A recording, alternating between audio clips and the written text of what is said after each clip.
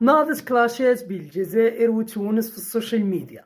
فنانة تونسية خرجت بأغنية اسمها نحن بنو كرغل، ومن بعدها فنانة جزائرية مقيمة في مصر خرجت بأغنية اسمها نحن بنو دربوكة. الصراحة نايضة كلاشات وموسيقى وتمزياك وكل شيء. المهم سمعوا الموسيقى مزكتني ديال بصح.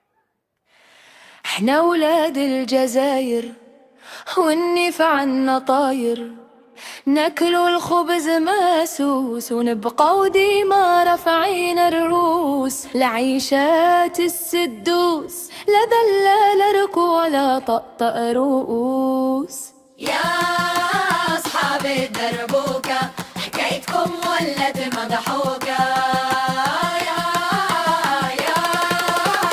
يلي غنيتي علينا ونسيتي وش ضمن وطينا، بعتي العشرة في دقيقة ولبستي ثوب الخديعة والحقيقة، دربكتكم في الصيف تشطحق والطلبة عندكم ولا تنبح، احنا سقينا الأرض دمانا وانتم الدربوكة هي دوانا ومعنانا.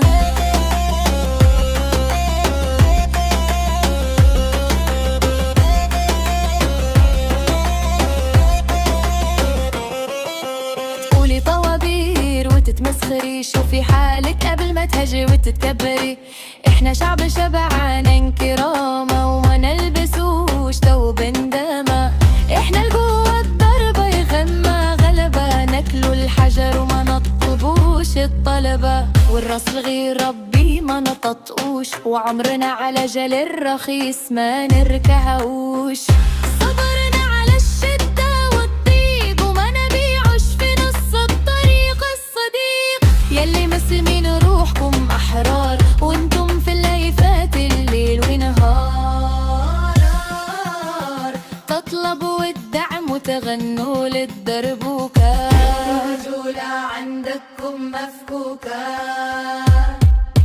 احنا بنو كرغل احنا ساس الهمة، احنا اللي رفعت في العالي الكلمة، انتم طلابة على ابواب الخليج، واحنا تاريخنا نار ثورة وتجيش، كل جزائر امانة والنيف حار وما يهمنا كلام صغار الجار، يا بنو دربوكة زيدي غني وصيحي وفي بحر الذل عومي وشيحي، احنا الجزائر والاسم هيبة والردم النادي ما تبديلة ومصيبة.